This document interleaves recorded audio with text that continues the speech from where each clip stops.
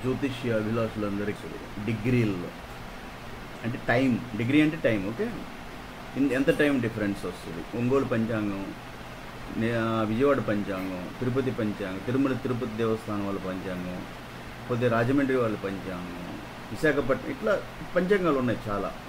So ఆ పంచాంగాల్లో చూపించే ముహూర్తాలలో అది వివాహ ముహూర్తం కావచ్చు, గృహప్రవేశ ముహూర్తం కావచ్చు, గృహ ఆరంభ, సీమంత, ఉపనయన, డోలోత్సవాలు, అలా చాలా శుభముహూర్తాలు ఒక పంచాంగానికి సమయంలో డిఫరెన్స్ ఉంటుంది. అది ఎందుకు ఉంటుందో నేను చెప్పాను. ఏం చెప్పాను? అయనాంశ అని అన్నాను. అయనాంశ అంటే ఆ angular distance between tropical zodiac, side real zodiac. Side real zodiac అనేది మనం వాడతాం, ఎవరు వేదిక ఆస్ట్రాలజీ వాళ్ళు. ట్రోపికల్ జోడియాక్ అనేది వెస్టర్న్ ఆస్ట్రాలజీ. సరే, ఇప్పుడు నేను ఒక డయాగ్రామ్ చూపిస్తూ మీకు ఎక్స్ప్లెయిన్ చేస్తాను. నేనేం చెప్పాను, ఇది భూమి అయినప్పుడు ఈ భూమి కొంత వంగి, యాక్చువల్గా యాక్సిస్ అంటే సెంటర్ పాయింట్ నుంచి అర్ధవృత్తంగా అంటే అర్ధాకారానికి కట్ చేయాలి. సెంట్రల్ పాయింట్ ఉంటుంది, ఓకే, సెంటర్ అంటే కేంద్రం. ఆ సెంటర్ నుంచి 2 అర్ధగోళాలుగా సెంటర్ పాయింట్ భూమిని కట్ చేస్తే అది ఈక్వేటర్. ఓకే, సపోజ్ ఇది ఈక్వేటర్, ఇది సెంటర్ పాయింట్, ఇట్లా ఈక్వేటర్ ఇట్లా కట్ చేసింది. అయితే భూమి యాక్సిస్ ఎలా ఉండాలి? టిల్ట్ అయింది, వంగి ఉంది. ఇది ఎంత వంగింది అంటే ఈ టిల్ట్ భూమి తన యాక్సిస్ ఈ ధ్రువం మీద ఎంత వంగుతుంది, వంగి ఇది ట్రావెల్ చేస్తుంది అంటే 23 డిగ్రీల 5 నిమిషాలు, దాదాపు 23 డిగ్రీల 26 నిమిషాలు. ఓకే, ఎందుకంటే 30 నిమిషాలు అంటే అర డిగ్రీ అవుద్ది.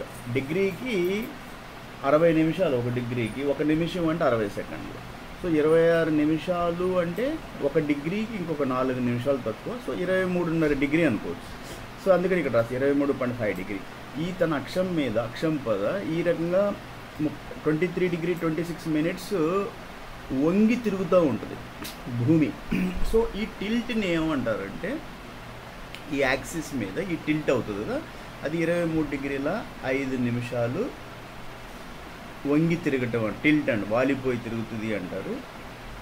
అంటే ఇట్లా నిలువుగా ఉండాలి యాక్సిస్, ఇట్లా నిలువుగా అంటే ఇట్లా స్ట్రైట్ లైన్గా ఉండాలి. అట్లా కాకుండా టిల్ట్ ఆ 23 డిగ్రీల ఆ టిల్ట్ వల్ల ఏమొస్తుందంటే మనకి ఋతువులు వస్తాయి. వసంతము, గ్రీష్మ ఋతువు, శరత్ ఋతువు, శీతాకాలం.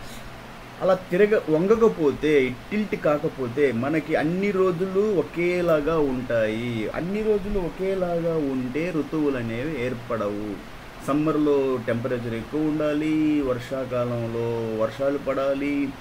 సో అన్ని ఋతువులు అన్ని సమయాల్లో కూడా ఒకేలా ఉంటే, అన్ని రోజులు ఒకేలాగా ఉంటే ఈ ఋతువులు అనేవి ఉండవు. అలా వంగి తిరగటం వల్లనే భూమి తన యాక్సిస్ మీద ఋతువులు అనేవి సీజన్స్ అంటాం, సీజన్స్. ఓకే, సరే, ఇప్పుడు మనం ఏం చూద్దాము అంటే, మనం ఈ సైడ్ రియల్ జోడియాకు ప్లస్ జోడియాక్ అంటే మీకు తెలుసు 12 రాసులు, రాశి చక్రం 12 రాసులు.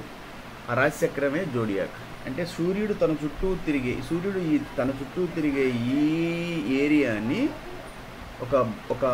ఒక మార్గం అనుకుంటే, ఒక పాత్, ఓకే, సన్ పాత్. సూర్యుడు తన చుట్టూ తిరిగే ఆ మార్గాన్ని మనం ఏమంటారంటే జోడియాక్ అంటారు. దాన్ని 12 రాసులుగా విడగొట్టారు. రాసులు అనేవి జనరల్గా లేవు. ఒక ఆ ఏరియాని 0 డిగ్రీల నుంచి 30 డిగ్రీలు అంటే మేష నక్షత్రానికి, ఏరీస్ నక్షత్రానికి దగ్గరగా ఉంది కాబట్టి ఆ ఏరియాని ఏరీస్ అన్నారు. సరే, ఇప్పుడు నేనేం చెప్తాను అంటే, ఈ సూర్యుడు ఈక్వేటర్కి, భూమధ్య రేఖకి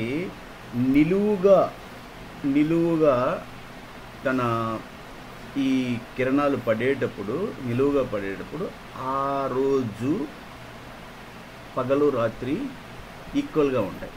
అలా ఈక్వల్గా ఉంటే దాన్ని ఏమంటారు? ఈక్వినాక్స్ అంటారు. అంటే ఈక్వినాక్స్ అంటే అర్థం ఏంటంటే, పగలు రాత్రి ఒకే సమయం ఉంటుంది. పగలు 12 గంటలు, రాత్రి 12, డిఫరెన్స్ ఉండదు.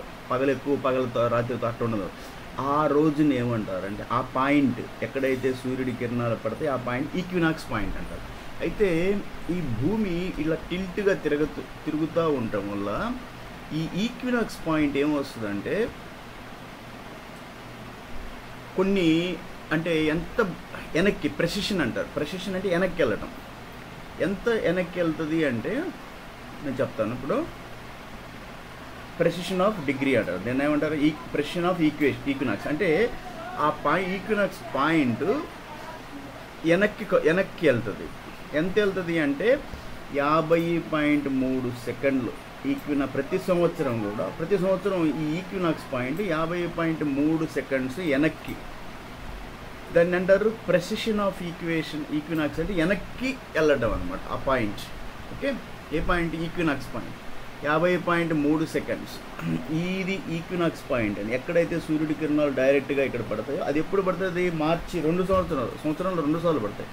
ఒకటి మార్చి 21, ఇంకొకటి సెప్టెంబర్ 23, 2 టైమ్స్. సో మార్చి 21 భూమి మీద సూర్యుడి కిరణాలు స్ట్రైట్గా పడే ఆ సమయం మార్చి 21. అక్కడ ఆ రోజు పగలు రాత్రులు ఈక్వల్గా ఉంటాయి. ఆ పాయింట్ని 0 డిగ్రీ ఏరీస్, జోడియాక్ బెల్ట్లో 0 డిగ్రీ, కరెక్ట్గా 0 డిగ్రీ ఏరీస్, మేషరాశిలో 0 డిగ్రీ దగ్గర మార్చి 21న ఈ సూర్యుడి కిరణాలు నిట్టనిలువ పడతాయి. దాన్ని వీళ్ళు వెస్ట్రన్ ఆస్ట్రాలజీలో దాన్ని ఏమంటారు అంటే సూర్యుడి స్థితిని బట్టి వీళ్ళు వెళ్తారు జ్యోతిష్యంలో. అదే మన సైడ్రియల్ జోడియాక్, దాన్ని మన వేదిక జ్యోతిష్యం ఫాలో అయ్యేటప్పుడు మనము అదే 0 డిగ్రీల మేషరాశి నక్షత్రాల ఆధారంగా వీళ్ళు రాశి చక్రాన్ని తీసుకుంటారు. రాశి చక్రాన్ని మీకు చెప్పాను, రాశి చక్రం అన్నా, D1 చార్ట్ అన్నా, లగ్న కుండలి అన్నా, జన్మ కుండలి అంతా ఒకటే. మనం మన వేదిక జ్యోతిష్యంలో మేషం 0 డిగ్రీలు అన్నప్పుడు మనం నక్షత్రాల ఆధారంగా మన జ్యోతిష్ శాస్త్రంలో మన లగ్న కుండలి తయారవుతుంది. వాళ్ళ వెస్టర్న్ వాళ్ళ క్యాలిక్యులేషన్లో ఆ 0 డిగ్రీలు ఎప్పుడైతే సూర్యుడు కరెక్ట్గా